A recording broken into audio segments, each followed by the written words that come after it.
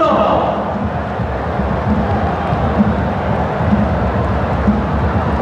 and gentlemen, and the player of the match presented by the Saudi Tourism Authority goes to Ole.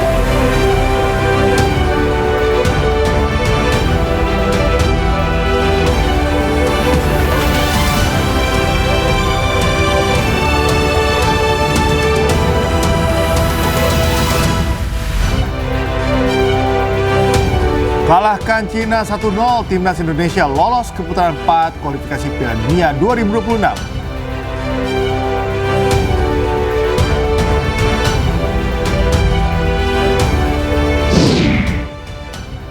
Ole Romeni menggila, 3 laga 3 gol untuk Garuda.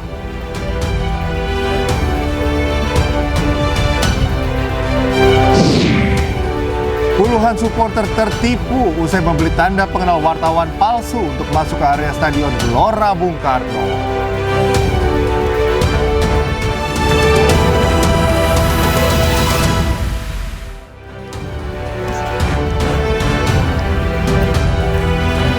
Tadi kita sudah disuguhkan pembuka berita yang sangat menggembirakan. Menyenangkan sekali untuk Menyenangkan Indonesia. sekali ya. Sangat. Apakah ini efek tadi takbiran ya, tadi malam? Mungkin bisa jadi karena full supporter ya Full mendukung di supporter. Stadion Gelora Bung Karno. Riuhnya itu sudah mulai berisiknya itu sebelum pertandingan gitu loh. Jadi Gegap spirit spirit gempitanya semangat luar dan biasa juga sekali. mendukung timnas Indonesia akhirnya menang. tentunya 1-0. melengkapi Hari Raya Idul Adha hari ini dengan Ya, kemenangan timnas. selamat Hari Raya Idul Optimis. Adha juga. Optimis dong. Lolos ke selalu Piala Dunia. optimis. Amin. Oke, kita Selalu nantikan nanti ada. ulasan-ulasan olahraga sepak bola dari Galuh Pandu gitu Nah, ya. saya tunggu dari Cikamultazam dong. Jangan lempar ke saya kalau gitu. Iya, ya kita sapa dulu. Selamat pagi pemirsa News Pagi kembali hadir melengkapi informasi Anda pagi hari ini. Ya tentunya selain 3 berita utama tadi, sejumlah informasi menarik lainnya juga telah kami siapkan untuk Anda bersama saya, Cika Multazam. Dan saya Galuh Pandu, inilah News Pagi selengkapnya.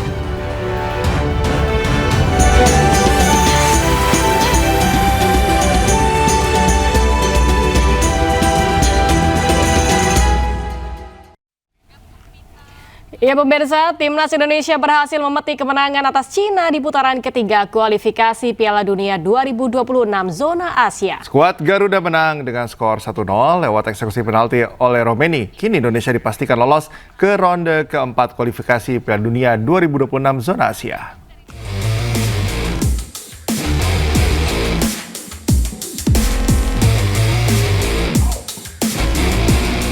Bermain di Stadion Gelora Bung Karno, timnas Indonesia langsung mendominasi permainan. Sejumlah peluang tercipta di babak pertama, termasuk 3 peluang yang dimiliki oleh Ole Romeni. Di menit ke-20, Romeni gagal menjadikan bola karena tendangannya dari luar kotak penalti melebar.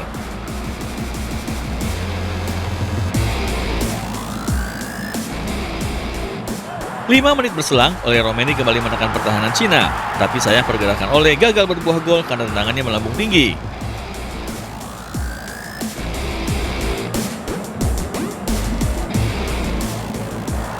Penyerang klub Oxford United ini mendapat kesempatan emas di menit ke-28. Namun kali ini usahanya digagalkan kiper Cina Wang Dalei.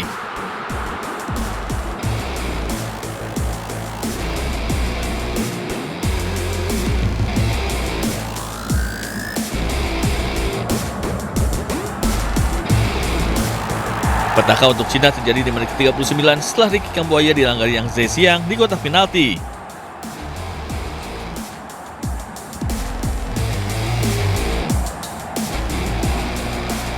Setelah mengecek VAR, wasit Rustam Lutfulin menunjuk titik putih.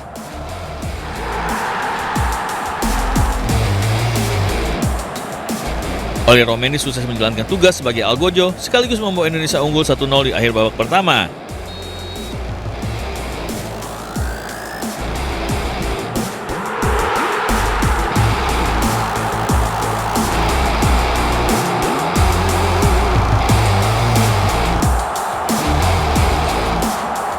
Di babak kedua, Cina menciptakan peluang emas. Namun penyelamatan gemilang Emil Audero berhasil menjaga gawang Indonesia tetap aman.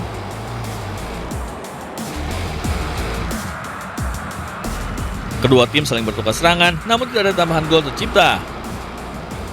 Hingga peluit panjang dibunyikan, skor 1-0 bertahan untuk keunggulan Indonesia.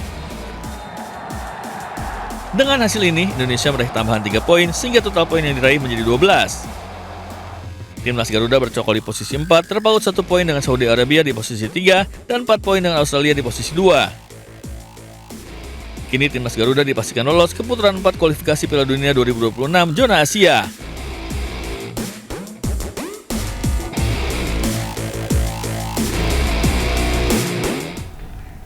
Keberhasilan Indonesia mengalahkan Cina membuat pelatih timnas Indonesia Patrick Kluivert bangga meski tidak mendominasi. Sementara itu, sang pencetak gol tunggal Indonesia Ole Roemeny juga sangat senang dengan kemenangan atas Cina dan berterima kasih atas dukungan luar biasa dari supporter Indonesia.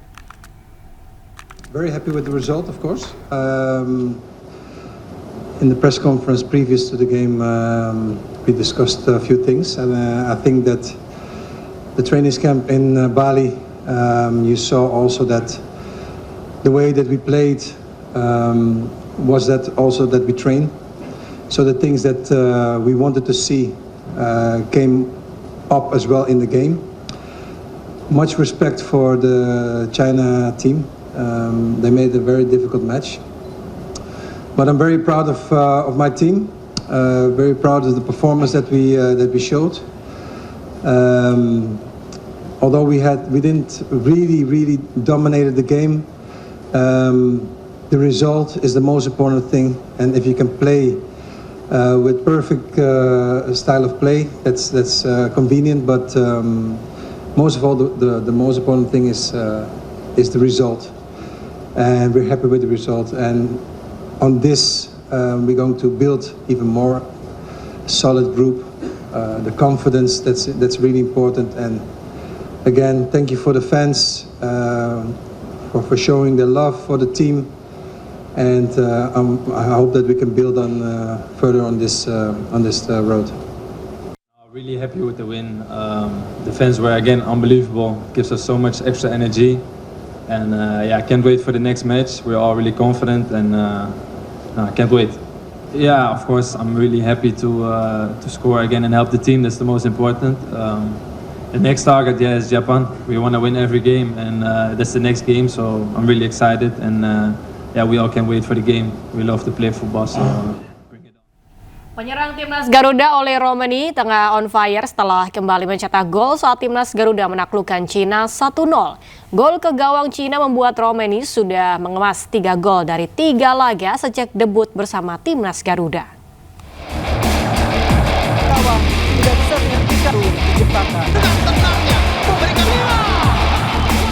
Penyerang Ole Roemeny kembali menjadi pahlawan tim nasional Indonesia setelah mencetak gol 1-1 saat melawan Cina dalam lanjutan putaran ketiga kualifikasi Piala Dunia 2026 zona Asia. Ole mencetak gol melalui titik putih setelah Ricky Kambuaya dilanggar Yang Zhejiang di kotak penalti.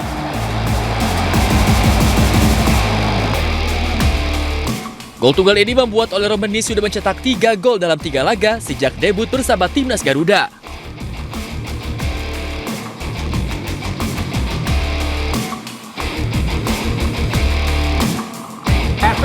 Peluang sangat baik oleh Roemeny. Masih Ole. Gol pertama Ole tercipta saat jalani debut melawan Australia. Sayang capaian Ole tercoreng karena timnas Garuda kalah besar 5-1.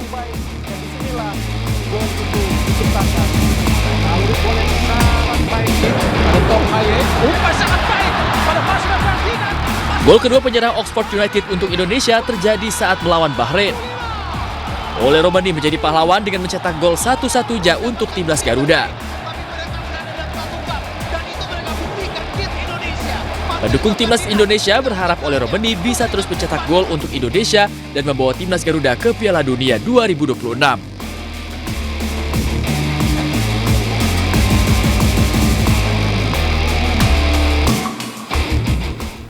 Presiden Republik Indonesia Prabowo Subianto hadir di Stadion Utama Gelora Bung Karno untuk menyaksikan secara langsung laga penentu timnas Indonesia melawan Cina dalam kualifikasi Piala Dunia 2026 zona Asia di GBK.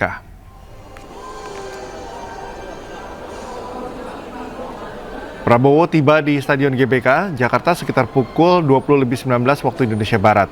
Presiden didampingi Seskap Teddy Indrawijaya dan pengawalan ketat dari Pas Pampres.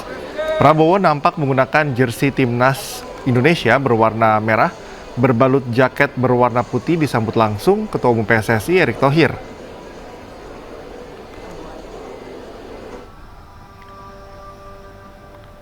Ditemani sejumlah pejabat, Presiden Prabowo menyaksikan langsung laga penentu timnas Indonesia melawan Cina dalam kualifikasi Piala Dunia 2026 zona Asia di Stadion GBK Jakarta.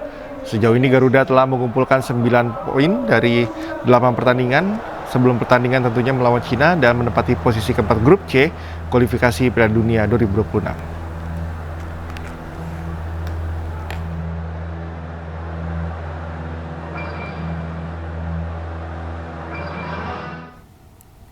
Wakil Presiden Gibran Raka Buming Raka muncul di halaman Balai Kota Solo. Wapres nonton bareng kualifikasi Piala Dunia 2026 Timnas Indonesia melawan Cina.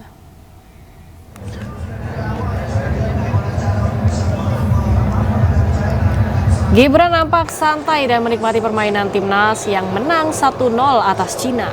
Gibran tak banyak memberikan komentar terkait kedatangannya tersebut. Namun ia memberikan ucapan selamat dan berharap timnas akan meraih hasil sempurna dan lolos ke Piala Dunia 2026.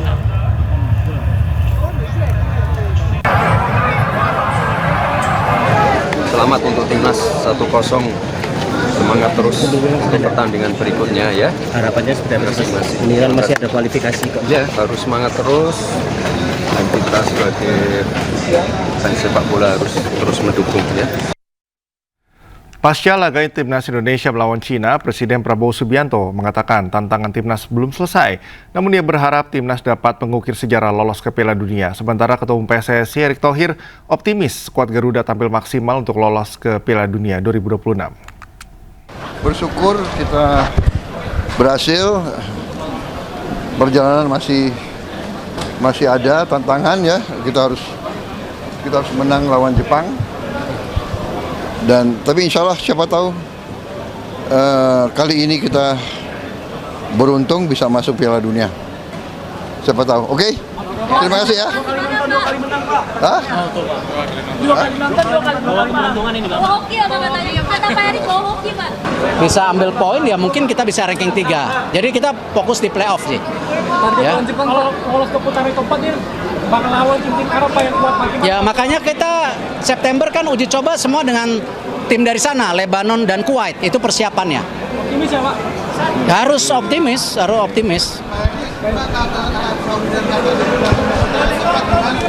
Ya kembali kalau memang jatahnya Qatar Saudi tuan rumah ya kita siapa takut kan?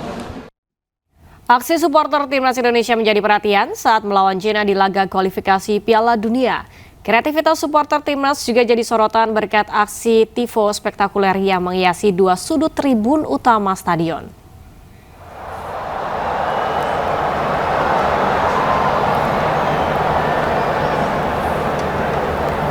Bentangan tifo raksasa menggambarkan sosok pahlawan pewayangan Gatot Kaca yang sedang mendobrak tembok besar Cina di tribun selatan Stadion Utama GBK.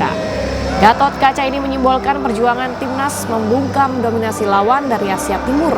Sementara di tribun utara, tifo menggambarkan Bart Simpson menaiki burung Garuda sembari meneropong lokasi Piala Dunia 2026 di Amerika Serikat, Kanada, dan Meksiko. Visual ini tidak hanya memukau mata, tapi juga menyulut semangat nasionalisme yang membara di Stadion Gelora Bung Karno.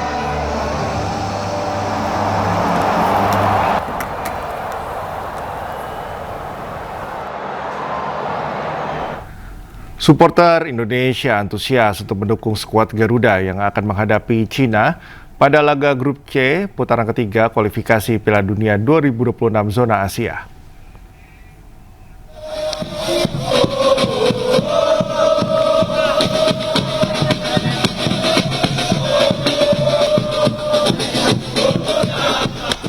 Para pendukung bernyanyi sambil menyalakan suar sebagai tanda mereka siap menjadi pemain ke-12 bagi timnas Indonesia.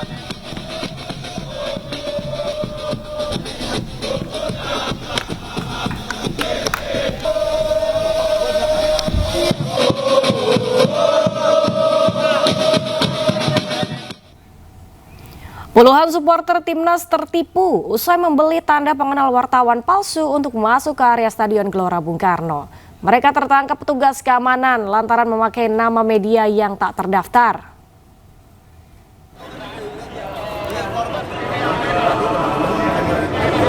Niat puluhan supporter memberikan semangat kepada timnas Indonesia yang bertanding melawan Cina di Stadion Gelora Bung Karno malam tadi harus kandas lantaran gagal memasuki area stadion.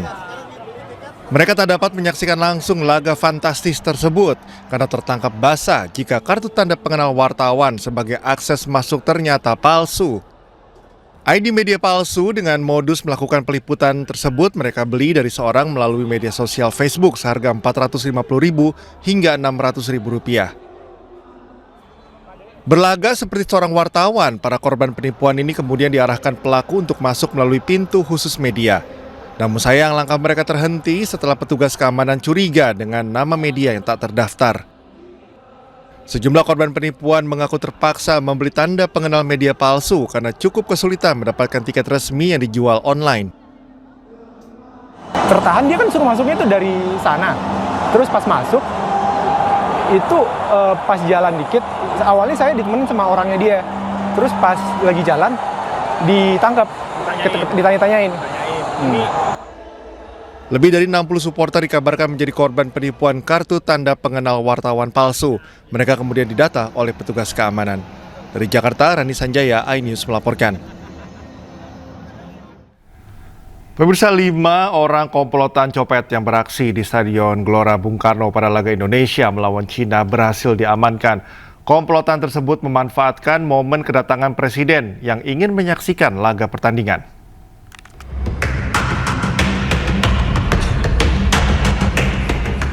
Kelima copet, yaitu AS, AY, BS, MY, dan RS, hanya bisa pasrah saat ditangkap di Stadion Gelora Bung Karno saat laga Indonesia versus Cina.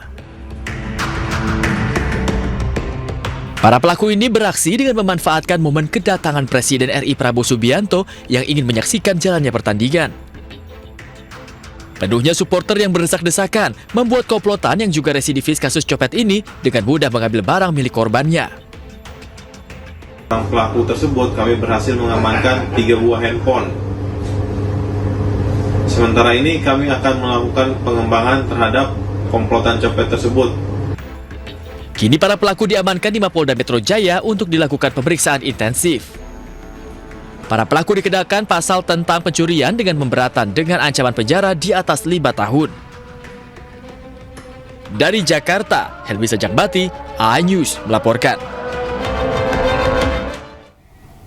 Sementara itu di pertandingan kualifikasi Piala Dunia 2026 zona Asia lainnya, timnas Australia berhasil mengalahkan Jepang dengan skor tipis 1-0. Gol tunggal The Socceroos dicetak Aziz Behich di menit akhir pertandingan.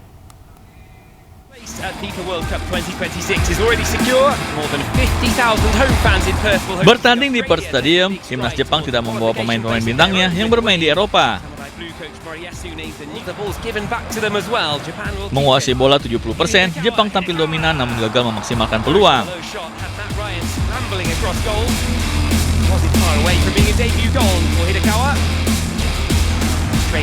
Tuan rumah Australia berhasil bermain efektif dengan menciptakan 6 percobaan yang salah satunya menjadi gol.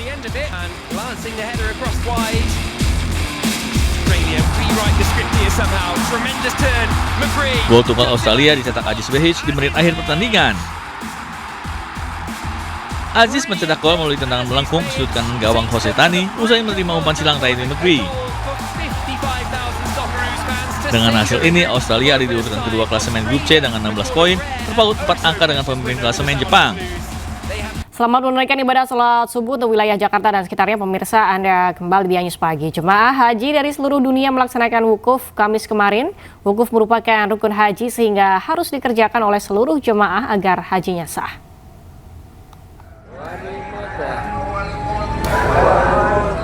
Jemaah haji dari seluruh Indonesia melaksanakan wukuf. Wukuf merupakan rukun haji sehingga harus dikerjakan oleh seluruh jemaah agar hajinya sah. Wukuf dilaksanakan setelah khutbah wukuf dan sholat zuhur pada 9 Zulhijjah yang tahun ini bertepatan dengan hari Kamis 5 Juni 2025. Wukuf dilakukan dengan berdiam diri dan menghentikan seluruh kegiatan duniawi. Setelah mengikuti proses wukuf, jemaah haji Indonesia secara bertahap akan diberangkatkan ke Musdalifah. Jemaat yang mengikuti program murur mabit dengan cara melintas di Musdalifah, mereka tidak turun dari bus dan langsung menuju Mina. Sementara jemaah non-murur turun dan mabit di Musdalifah. Jemaah yang mabit di Musdalifah diberangkatkan secara bertahap ke Mina setelah pertengahan malam.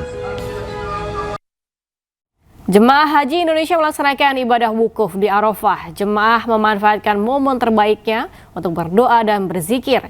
Dan berikut laporan reporter Gigih Irfan dari Arafah, Mekah, Arab Saudi.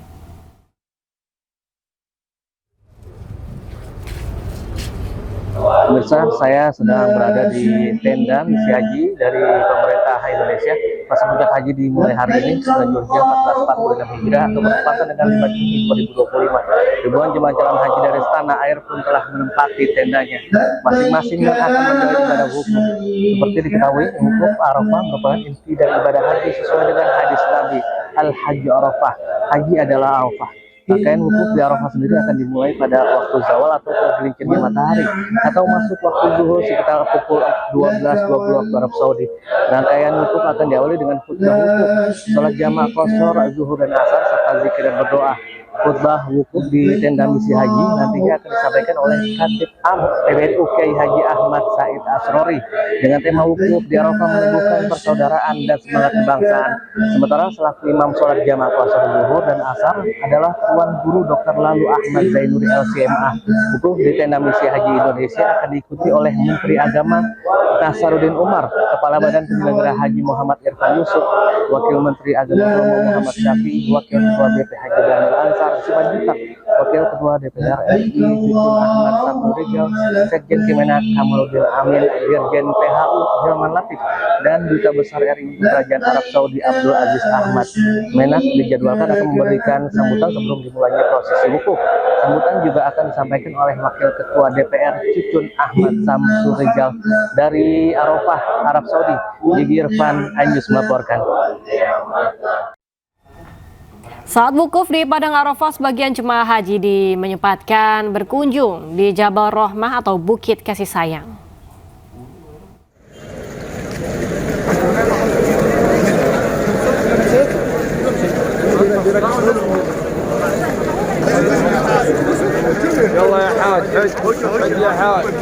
Usai salat subuh, ribuan jemaah memadati kawasan Jabal Rahmah. Meski tempat ini bukan bagian dari rukun maupun wajib haji, antusiasme umat untuk mendakinya tetap tinggi.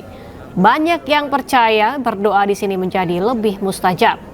Jabal Rahmah atau Bukit Kasih Sayang adalah tempat bertemunya Nabi Adam dan Hawa setelah diturunkan ke bumi. Kisah ini menjadikan bukit ini sebagai situs spiritual dan historis yang kuat bagi umat Islam.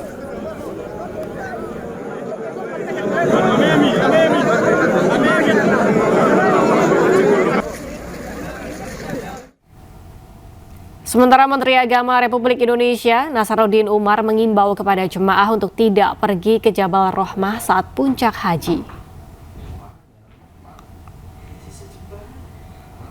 Jabal Rahmah kerap menjadi destinasi jemaah haji Indonesia saat menjalani wukuf di Arafah. Jabal Rahmah merupakan bukit yang letaknya sekitar 20 km dari Mekah dan terdapat monumen yang menjadi penanda pertemuan Nabi Adam dan Hawa. Jabal Rahmah sering dikunjungi jemaah haji dari berbagai dunia tiap kali wukuf di Arafah.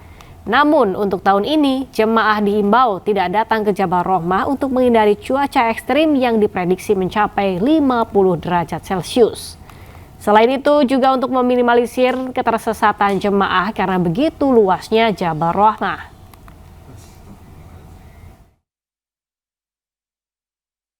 Ketentuan dari pemerintah Saudi Arabia, antara jam 10 sampai jam 4 sore tidak boleh keluar-keluar kemah, ya apalagi pergi ke Jabal Rahmah ya kan.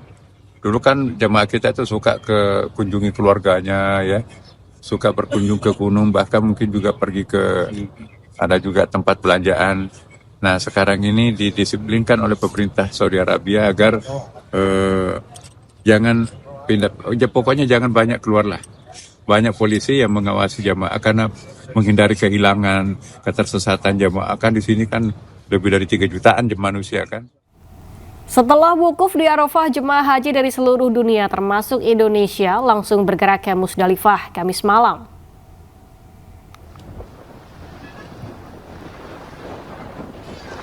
Mereka menggunakan bus yang bolak-balik menjemput jemaah dari Arafah ke Musdalifah. Setibanya di Musdalifah, jemaah haji Indonesia langsung melakukan mabit atau bermalam. Musdalifah merupakan tempat bermalamnya Rasulullah saat melaksanakan haji. Peristiwa ini kemudian menjadikan mabit Musdalifah salah satu rangkaian ibadah haji. Ada beberapa amalan yang bisa dilakukan jemaah haji di Musdalifah. Di antaranya ialah mengumpulkan kerikil untuk melempar jumroh akobah di Mina, sholat maghrib dan isya, berzikir hingga berdoa.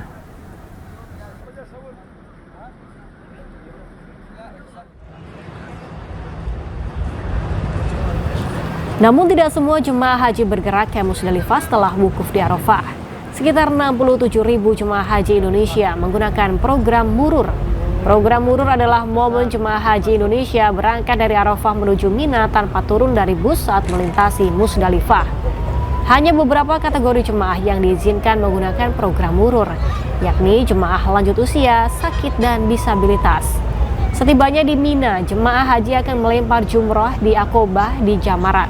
Setelah itu jemaah melakukan tahallul awal, tawaf ifadah, sa'i, tahallul, dan tawaf wada.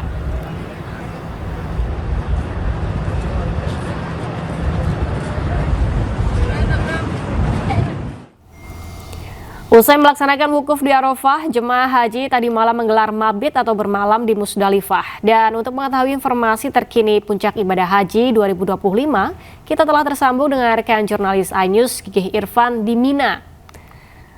Halo, selamat pagi Gigih, seperti apa situasi terkini di sana? Selamat pagi, Galuh dan pemirsa. Pasca puncak haji telah dilewati ribuan jemaah haji di tanah air pada 9 Zulhijjah 1446 Hijriah atau bertepatan dengan 5 Juni kemarin. Jemaah haji pun telah menjalani ibadah wukuf di tendanya masing-masing. Seperti diketahui, wukuf di Arafah merupakan inti dari ibadah haji sesuai dengan hadis Nabi Al-Hajj Arafah atau haji adalah Arafah.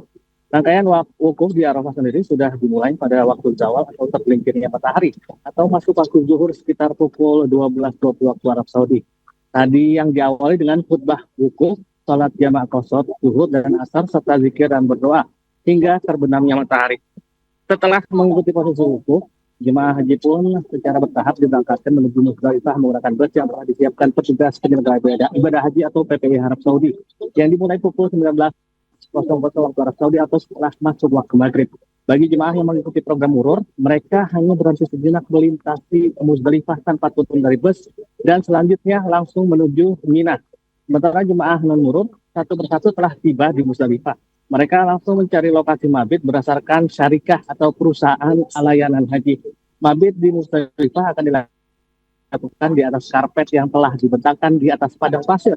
Tak ada tenda dipasang di wilayah Musdalifah. Jemaah haji yang mengikuti skema non-murur akan beristirahat hingga melewati tengah malam di Musdalifah. Setelah itu jemaah akan dibawa menuju Mina untuk melakukan mabit dan lempar jumroh. Mereka akan turun dan mabit di Musdalifah dan diberangkatkan secara bertahap ke Mina setelah pertengahan malam. Selanjutnya pada 10 Zulhijjah, jemaah akan diarahkan menuju Jamarat untuk melontar jumrah Aqobah dan melaksanakan tahallul awal.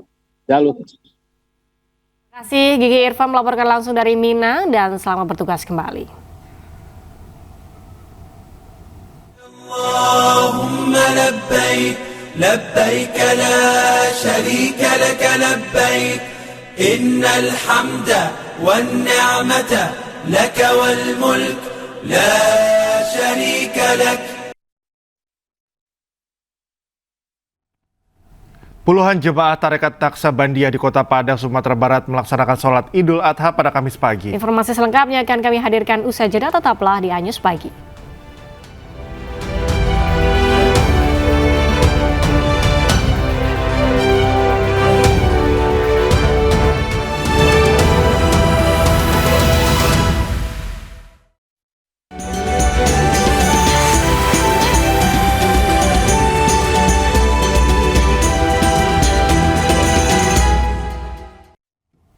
Kembali di iNews Pagi, pemirsa, menyambut Hari Raya Idul Adha, ribuan obor menerangi kota Sampit, Kalimantan Tengah. Ya, pawai obor yang diinisiasi Pramuka Kuartir Ranting Kecamatan Bamang.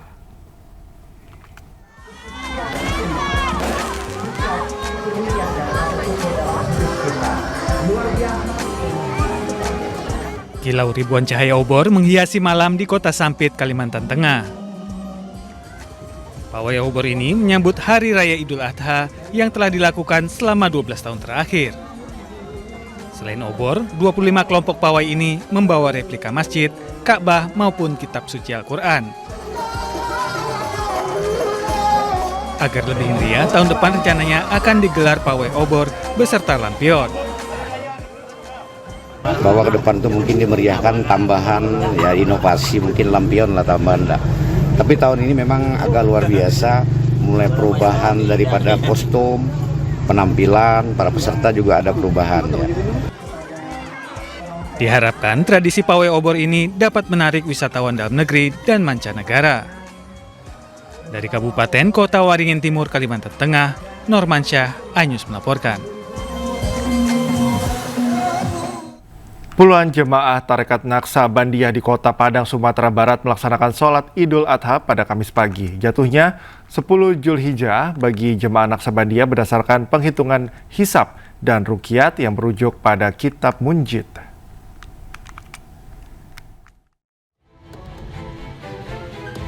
Puluhan jemaah Tarekat Naksabandia melaksanakan sholat Idul Adha 1446 Hijriah di Surau Baru, Kecamatan Pauh, Kota Padang, Kamis pagi. Puluhan jemaah yang didominasi lansia ini dengan khusyuk melaksanakan sholat Id berjamaah. Usai sholat Idul Adha, jemaah mendengarkan khutbah yang disampaikan oleh Imam Naksabandia. Jemaah Tarekat Naksabandia merayakan Idul Adha berdasarkan perhitungan hisab dan ruqyat yang merujuk pada Kitab Munjid. Kitab Munjid telah digunakan oleh para jemaah Naksabandia sejak ratusan tahun yang lalu. Anak timbo yang jauh benar. Timbo dari Pesi ada timbo. Berarti sekitar Kota Padang aja. Untuk tahun ini berapa korban kita? 3 ekor sapi 1 kambing. Meski pelaksanaan sholat Idul Adha 1 hari lebih dulu dari penetapan pemerintah, namun pemotongan hewan kurban di Surau Baru dilaksanakan pada hari Sabtu. Dari Padang, Sumatera Barat, Budi Sunandar, iNews melaporkan.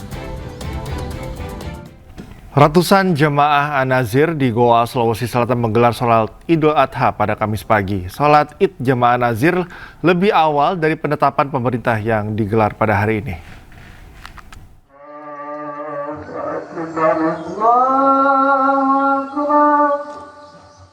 Ratusan jemaah An-Nazir di Kelurahan Mawang, Kecamatan Bonto Maranu, Kabupaten Goa, Sulawesi Selatan, Kamis pagi telah melaksanakan sholat Idul Adha 1446 Hijriah. Sholat Idul Adha ini lebih awal dilaksanakan dari pelaksanaan wukuf ribuan jemaah haji di Arafah. Selain pelaksanaan sholat Idul Adha ini juga lebih dulu dari keputusan pemerintah yang menetapkan 10 Zulhijjah 1446 Hijriah jatuh pada Jumat 6 Juni 2025.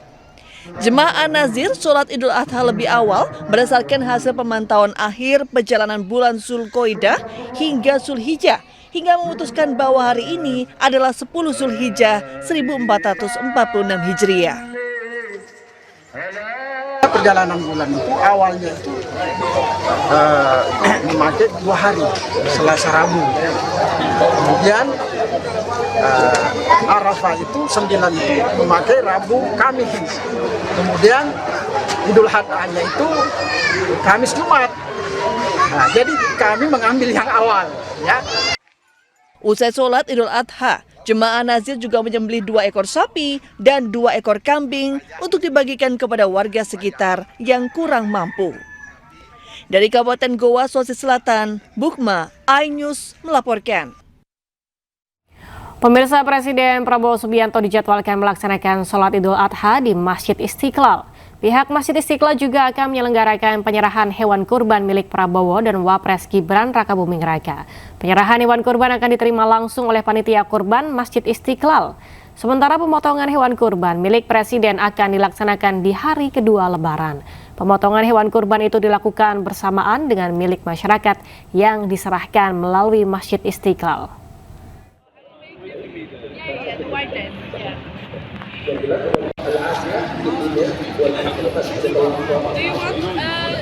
Do you want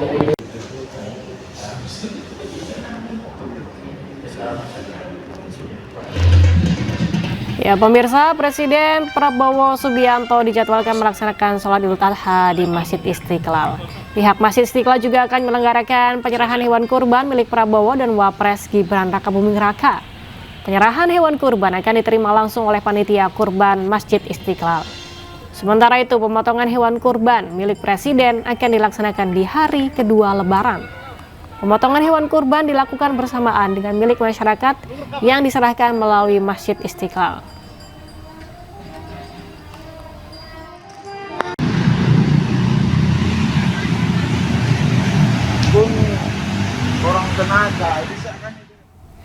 Hari ini pemirsa, pelaksanaan sholat Id akan digelar di sejumlah lokasi. Dan untuk mengetahui situasi terkini persiapan sholat Id di Masjid Istiqlal, sudah ada rekan Camar Hainda. Ya, Camar, selamat pagi. Seperti apa situasi terkini persiapan untuk sholat Id di Masjid Istiqlal?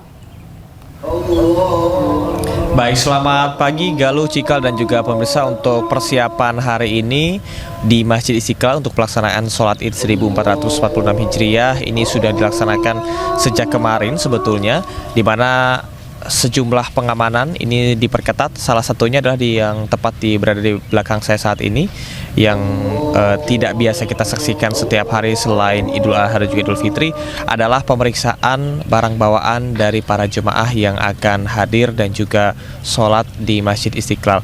Saat ini tepat di belakang saya, bagi masyarakat yang berada di Selasar Timur dan juga Barat, nantinya akan diarahkan menuju titik ini untuk memasuki masjid dan akan diperiksa dan tidak diperbolehkan ataupun juga diperkenankan membawa senjata tajam ataupun juga barang-barang yang membahayakan.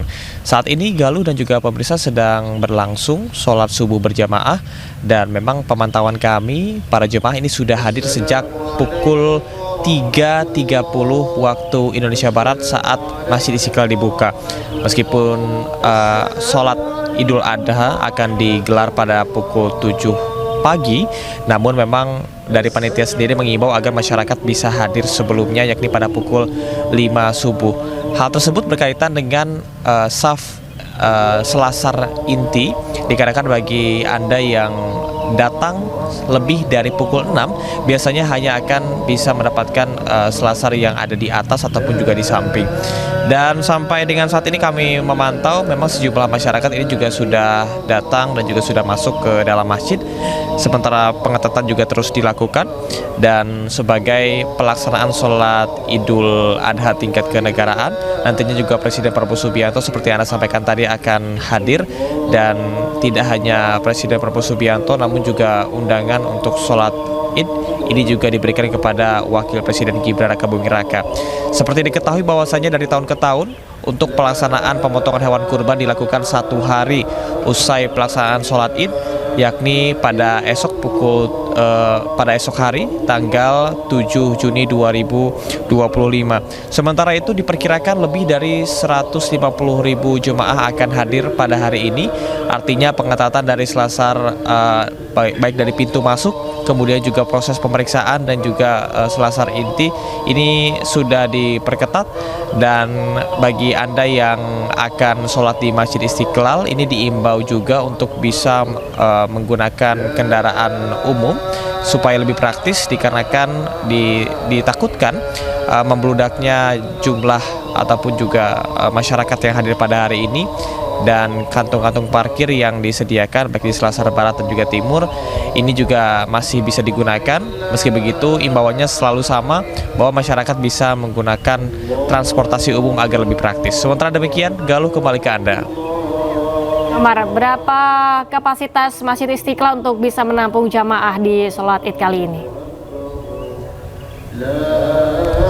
Ya Galuh, apabila kita jumlahkan dari Selasar dalam, kemudian juga Selasar samping, dan juga beberapa penyiagaan lahan yang ada di samping kanan, kiri, dan juga di belakang, ini dapat menampung sekitar 250.000 jemaah.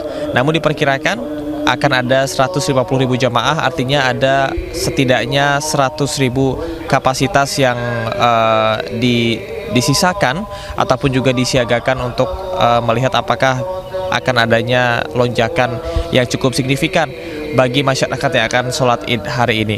Namun yang perlu diperhatikan bahwa ada sejumlah himbauan bagi Anda yang akan sholat di Masjid Istiqlal. Di antaranya adalah Anda diimbau untuk bisa membawa peralatan sholat dari rumah, kemudian juga Anda bisa mengambil wudhu dari rumah, sehingga ketika datang ke Masjid Istiqlal tidak perlu lagi mengantre untuk ke tempat wudhu. Dan bagi Anda yang kebagian untuk sholat di selasar luar, Anda bisa menggunakan sajadah ataupun juga alat sholat yang Anda bawa dari rumah masing-masing. Galuh. Terima kasih Camar melaporkan langsung dari Masjid Istiqlal Jakarta. Selamat bertugas kembali dan selamat beribadah. Pemirsa, sapi kurban milik Presiden Prabowo Subianto dengan bobot 1 ton lebih menjadi sapi terberat di Provinsi Banten. Sementara di Mandailing Natal, Presiden juga membeli sapi dengan bobot 1 ton untuk kurban Hari Raya Idul Adha 1446 Hijriah.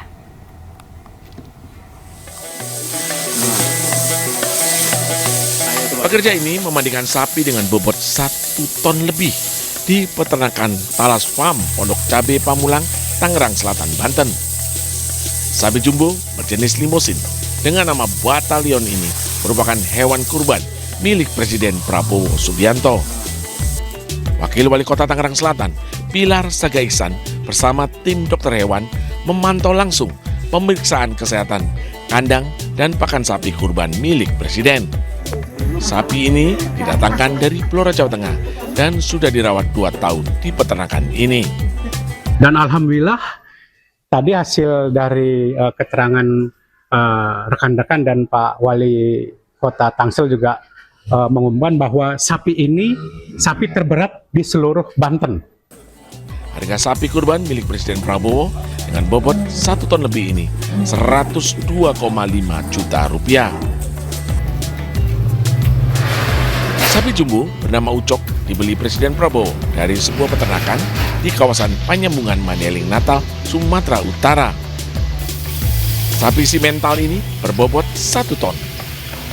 Sapi Presiden sering dibersihkan, diberikan makanan bernutrisi, rumput segar, dedak hingga kembang tahu agar sehat dan beratnya terus bertambah. Sapi dari kandang kami keluar untuk jadi kurban Presiden Prabowo kan. Itu awalnya dihubungi gimana? Untuk awal dihubungi lebih ke oke lah bang yang untuk mengertinya kan. Jadi kayak kami dikabarin, jadi langsung kami rawat dengan bagus lah sapi itu tadi kan. Itu memang sapi yang paling besar di sini. Untuk cara ininya ya bang, dia bobot paling besar di sini. Rencananya sapi kurban Presiden Prabowo akan disembelih pada Hari Raya Idul Adha mendatang. Dan daging kurbannya akan dibagikan kepada fakir miskin dan pantai asuhan. Dari Tangerang Selatan, Banten dan Mandailing Natal, Sumatera Utara, Nunung Purnomo dan Ahmad Hussein Lubis melaporkan. Wakil Presiden Gibran Rakabuming Raka memberikan sapi kurban untuk disembelih kepada takmir Masjid Tegal Sari, Solo, Jawa Tengah. Ini merupakan pertama kalinya Wapres Gibran menyalurkan hewan kurban.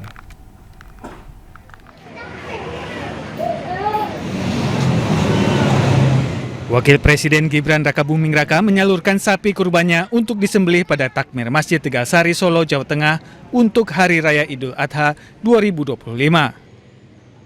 Sapi kurban dari Wapres Gibran dengan jenis simental ini akan dikurbankan di Masjid Tegal Sari pada hari Sabtu 7 Juni 2025.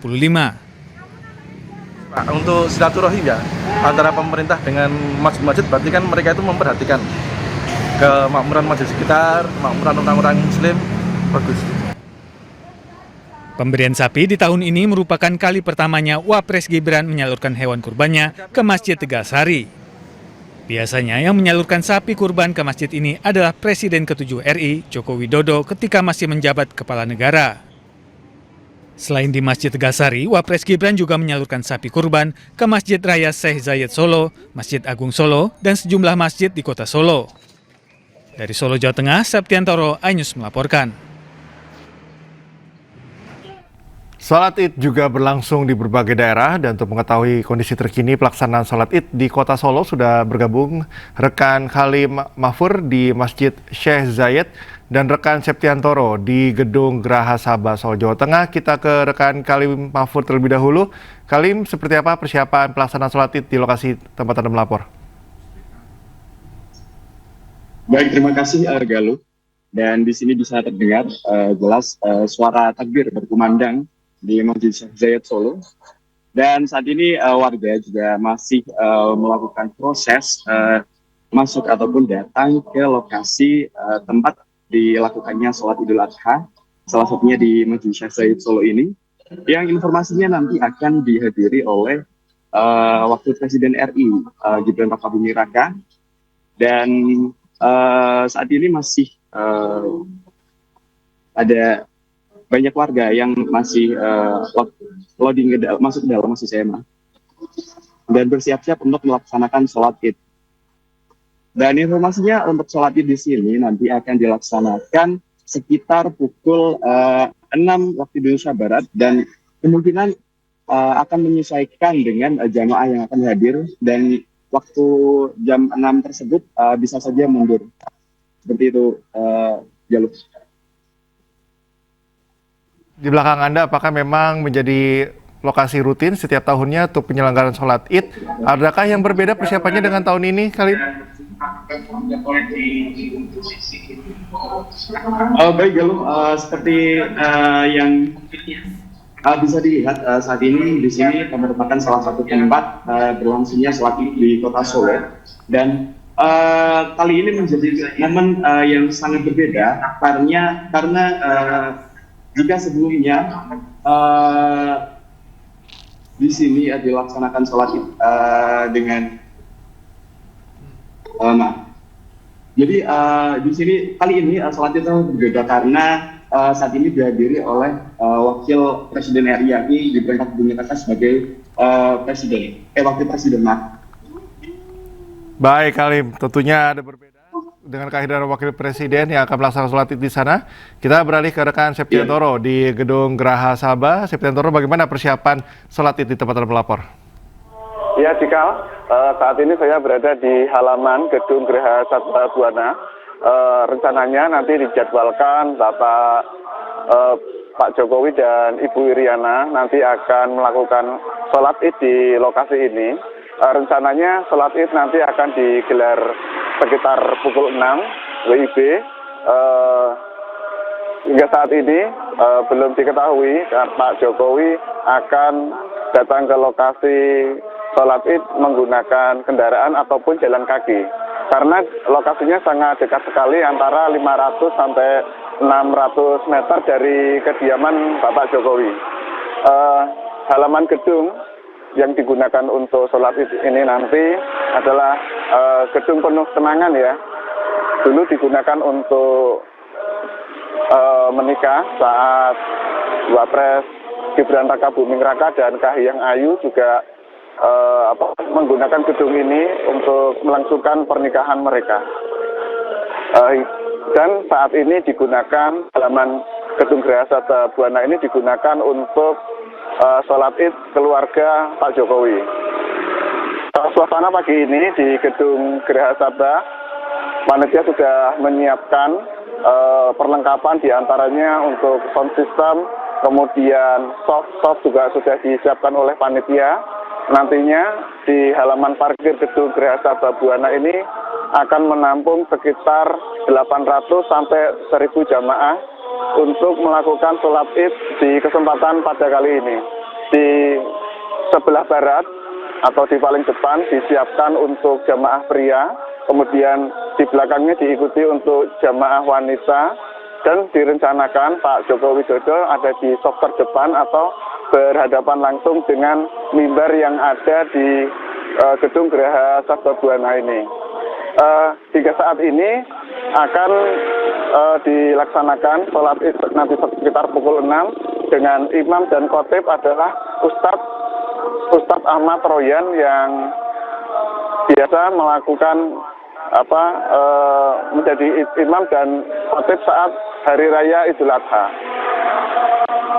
Anda sebelumnya ada rekan Kalimafur melaporkan dari lokasi masing-masing. Rekan-rekan selamat bertugas kembali. Pemirsa, Partai Perindo memaknai Hari Raya Idul Adha sebagai momentum untuk saling berbagi kepada sesama dalam mensejahterakan masyarakat. Seperti yang dilakukan anggota DPRD Kota Ternate dari Partai Perindo, Bilhan Gamaliel menyalurkan hewan kurban untuk warga Ternate, Maluku Utara.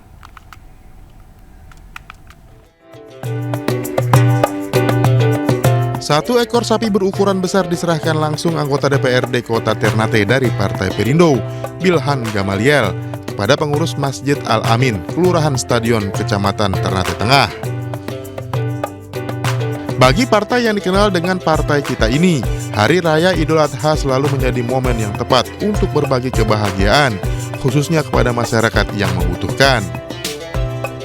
Sesuai instruksi dari Ibu Ketua Umum, Ibu Angela, bahwa ini merupakan program nasional 1 juta paket kebahagiaan kurban. Dan itu dibagikan di seluruh Indonesia. Dan kesempatan hari ini saya bisa memberikan di Kota Ternate, Kelurahan Stadion. Harapan dari Ibu Ketua Umum bahwa Perindo selalu hadir di tengah-tengah masyarakat untuk Indonesia yang lebih sejahtera lagi. Kami dari Masjid Al-Amin, Kelurahan Stadion, mengucapkan banyak terima kasih kepada Partai Perindo yang mana telah membagikan kami hewan korban untuk melaksanakan dalam hari korban ini, membagikan kepada masyarakat yang berhak menerima. Pada Hari Raya Idul Adha 1446 Hijriah, partai yang dipimpin Angela Tanusudibyo ini mencanangkan program nasional Idul Adha Fest 2025 yang menargetkan 1 juta kantong kebahagiaan untuk masyarakat Indonesia. Dari Ternate, Maluku Utara, Ismail Sangaji, iNews melaporkan.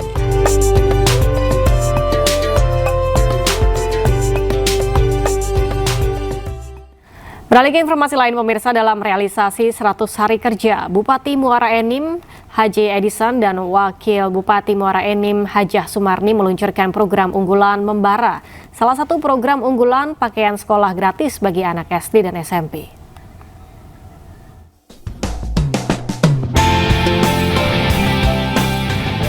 Dalam rangka realisasi 100 hari kerja Bupati Muara Enim, Haji Edison, dan Wakil Bupati Muara Enim, Hajah Sumarni meluncurkan sejumlah program strategis Muara Enim Bangkit Rakyat Sejahtera atau Membara di pelataran Kantor Dinas Pendidikan dan Kebudayaan Kabupaten Muara Enim. Di momen ini, Bupati dan Wakil Bupati Muara Enim juga meluncurkan program pakaian seragam sekolah gratis bagi tingkat SD dan SMP, serta launching Pekan Budaya Kabupaten Muara Enim. Dalam kesempatan yang sama, Bupati dan Wakil Bupati menyerahkan secara simbolis pakaian sekolah gratis dan perlengkapan sekolah bersama penyerahan kendaraan operasional bagi sekolah tingkat SD dan SMP. Kendaraan operasional ini diberikan untuk meningkatkan kinerja dan mutu pendidikan peserta didik.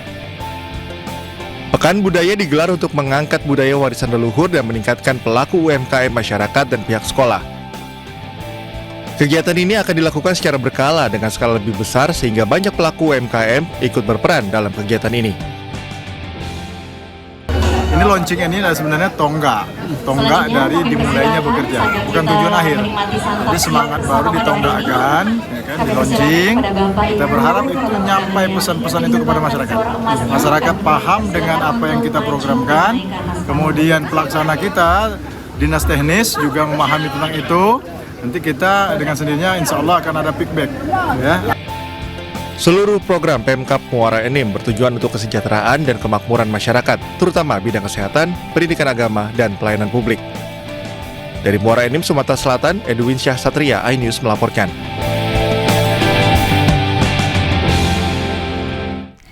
Bank Tabungan Negara Persero Tbk telah melakukan penandatanganan akta jual beli dan pengambil alihan saham PT Bank Victoria Syariah. Aksi ini untuk mendukung pencapaian visi BTN untuk menjadikan BTN Syariah sebagai bank syariah nomor 2 terbesar di Indonesia.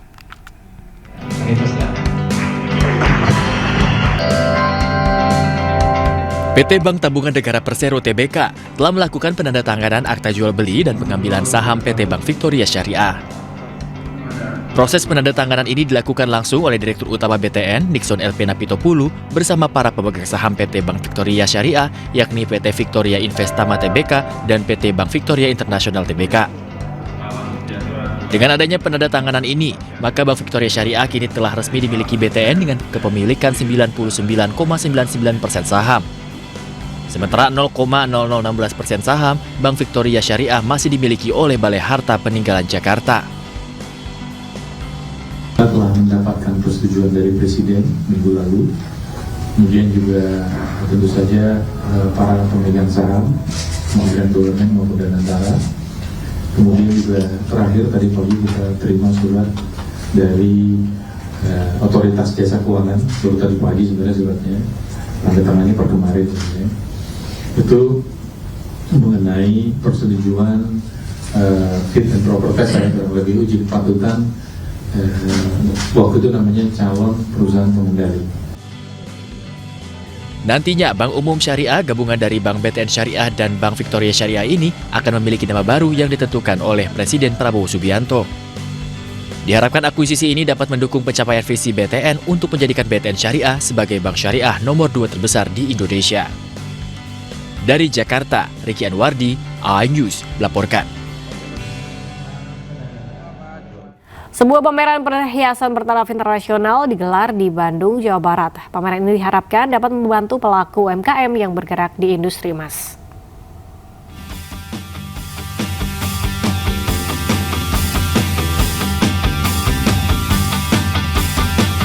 Guna meningkatkan pertumbuhan ekonomi bagi para pelaku UMKM dalam bidang pengrajin perhiasan dalam negeri, Kementerian Perindustrian Republik Indonesia bekerjasama dengan Asosiasi Pengusaha Emas dan Perhiasan Indonesia menggelar pameran perhiasan hasil karya produk UMKM dalam negeri yang diselenggarakan di Bandung, Jawa Barat. Puluhan pelaku UMKM pengrajin perhiasan dari berbagai daerah di Indonesia ikut serta dalam Bandung International Jewelry Fair 2025. Selain untuk memperkenalkan produk perhiasan asli Indonesia, pameran yang diselenggarakan selama 4 hari ini menjadi wadah untuk menjalin silaturahmi antara pelaku UMKM yang bergerak di bidang perhiasan. Kalau kami sih sebenarnya mengharapkan melalui pameran ini juga industri kecil menengah kita juga bisa dilihat oleh industri besar. Jadi mereka bisa lah jadi rantai pasoknya atau kelemahan-kelemahan di industri kecil menengah bisa dibantu oleh industri besar. Pameran ini pun menarik wisatawan baik dalam maupun luar negeri untuk melihat ragam pesona perhiasan asli Indonesia.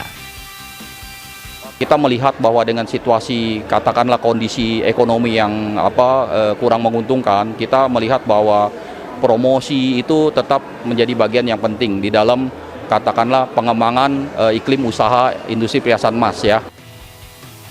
Diharapkan di tengah perekonomian yang sedang tidak stabil, pameran ini dapat meningkatkan perekonomian terutama di bidang perhiasan emas. Dari Bandung, Jawa Barat, Tim Liputan iNews melaporkan.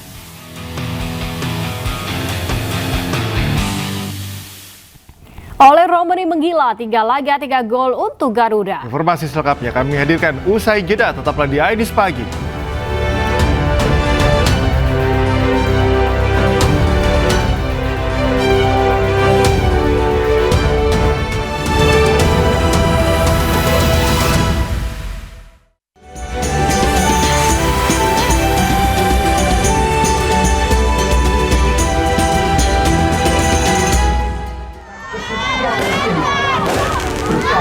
Menyambut Hari Raya Idul Adha, ribuan obor menerangi kota Sampit, Kalimantan Tengah. Dengan membawa obor yang sangat kreatif. Pimpin panen raya jagung serentak Bengkayang, Kalimantan Barat. Prabowo tegaskan Indonesia siap jadi lumbung pangan dunia. Kalahkan Cina 1-0, Timnas Indonesia lolos ke putaran 4 kualifikasi Piala Dunia 2026.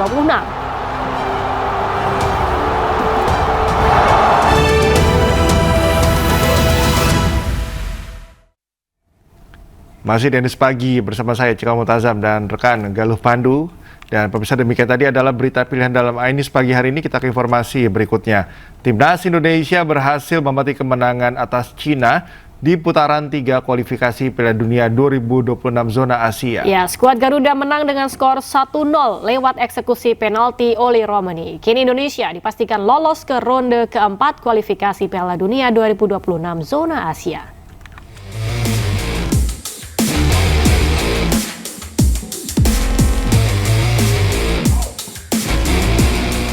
Bermain di Stadion Gelora Bung Karno, timnas Indonesia langsung mendominasi permainan. Sejumlah peluang tercipta di babak pertama, termasuk 3 peluang yang dimiliki oleh Romeni. Di menit ke-20, Romeni gagal menjernihkan bola karena tendangannya dari luar kotak penalti melebar.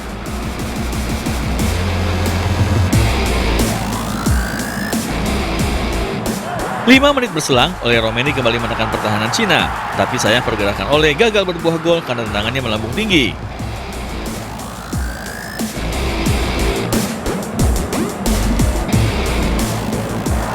Penyerang klub Oxford United ini mendapat kesempatan emas di menit ke-28, namun kali ini usahanya digagalkan kiper Cina Wang Dalei.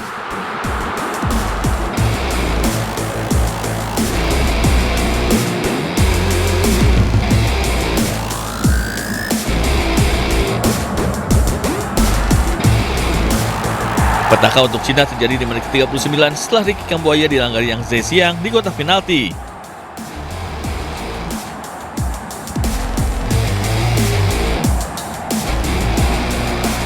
Setelah mengecek VAR, wasit Rustam Lutfulin menunjuk titik putih.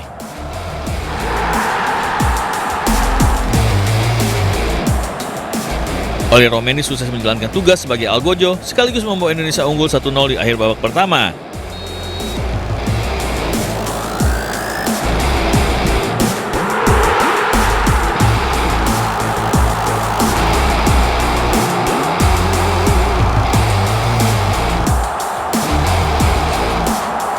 Di babak kedua, Cina menciptakan peluang emas. Namun penyelamatan gemilang Emil Audero berhasil menjaga gawang Indonesia tetap aman.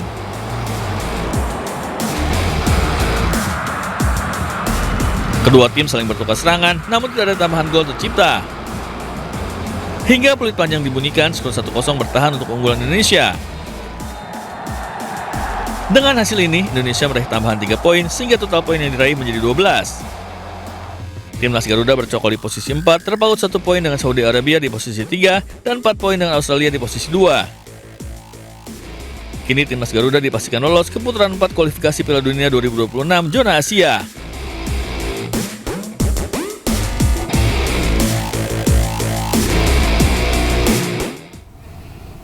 Penyerang Timnas Garuda Ole Romeni tengah on fire setelah kembali mencetak gol saat Timnas Garuda menaklukkan Cina 1-0. Gol ke gawang Cina membuat Romeni sudah mengemas 3 gol dari 3 laga sejak debut bersama Timnas Garuda.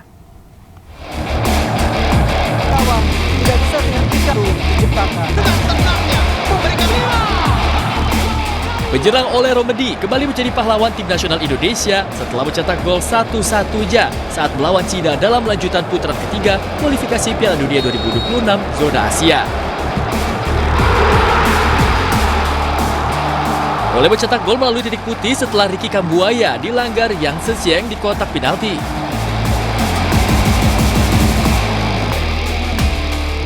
Gol tunggal ini membuat Ole Romeni sudah mencetak 3 gol dalam 3 laga sejak debut bersama Timnas Garuda.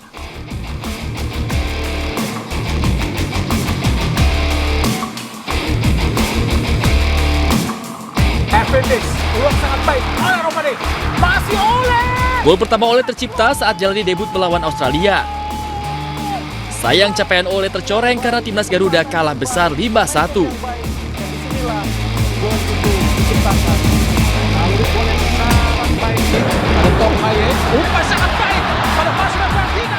Gol kedua penyerang Oxford United untuk Indonesia terjadi saat melawan Bahrain. Ole Romeni menjadi pahlawan dengan mencetak gol 1-1 untuk Timnas Garuda. Pendukung Timnas Indonesia berharap Ole Romeni bisa terus mencetak gol untuk Indonesia dan membawa Timnas Garuda ke Piala Dunia 2026.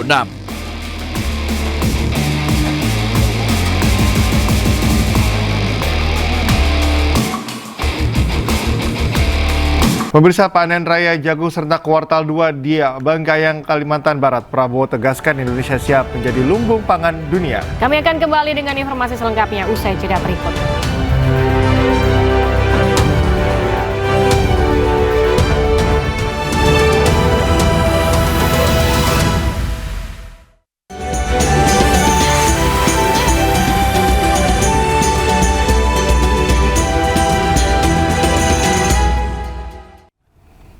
Ada kembali di Anyus Pagi, pemirsa. Presiden Prabowo memimpin panen raya jagung serentak kuartal 2 di Bengkayang, Kalimantan Barat. Presiden menegaskan Indonesia siap menjadi lumbung pangan dunia.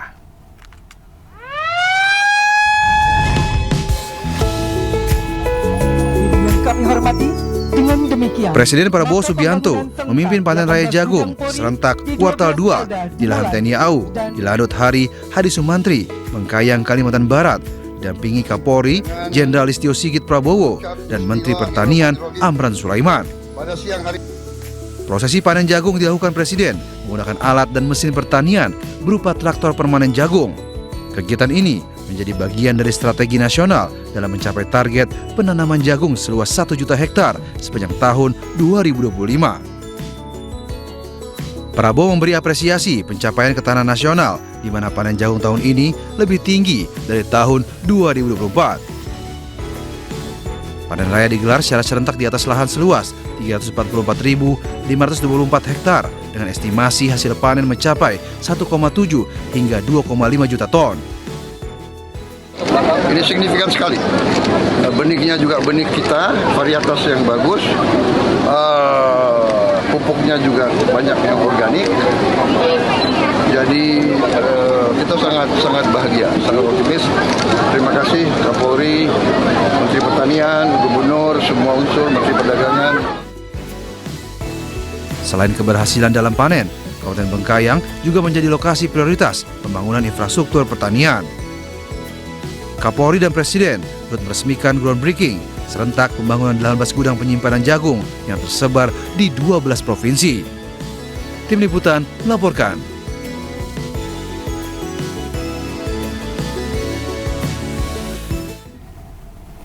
Presiden Prabowo memimpin panen raya jagung serentak kuartal 2 di Bengkayang, Kalimantan Barat.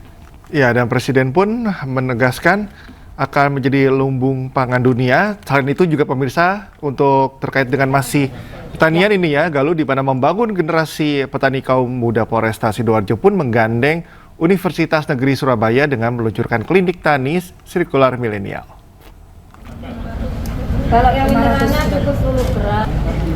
Dipelopori Biro SDM Polda Jatim Polresta Sidoarjo membentuk klinik tani sirkular milenial sebagai wadah edukasi dan pendampingan bagi petani muda di wilayah Jawa Timur. Dalam klinik tani ini, anggota Babin Kamtibmas mendapat pelatihan teori dan praktek terkait pengembangan ketahanan pangan seperti pembuatan pakan ternak dan pembuatan pupuk. Melalui program ini diharapkan polisi bisa bekerja sama dengan petani atau peternak di wilayah pedesaan dalam meningkatkan ketahanan pangan menuju swasembada pangan.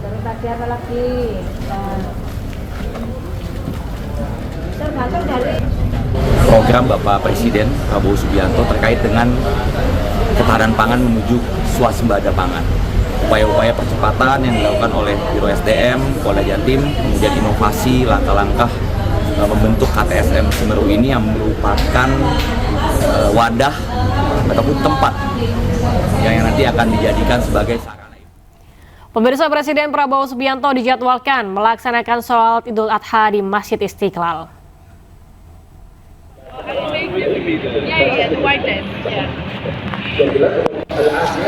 Hal tersebut disampaikan PLT Imam Besar Masjid Istiqlal, Mullah Warman Hanase.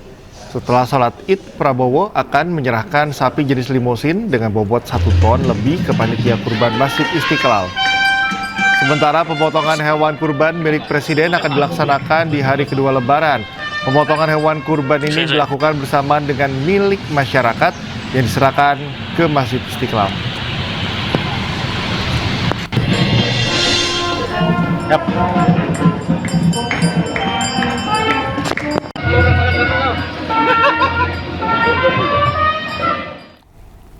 Menyambut Hari Raya Idul Adha, ribuan obor menerangi kota Sampit, Kalimantan Tengah. Ya, pawai obor yang diinisiasi Pramuka Kuartir Ranting, Kecamatan Bamang. Dan pemirsa, informasi ini sekaligus menutup Ainis Pagi hari ini.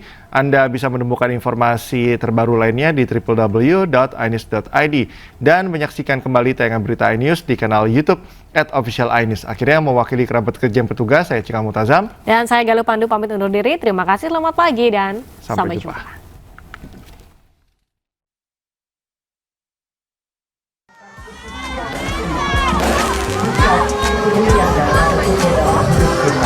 Luar biasa.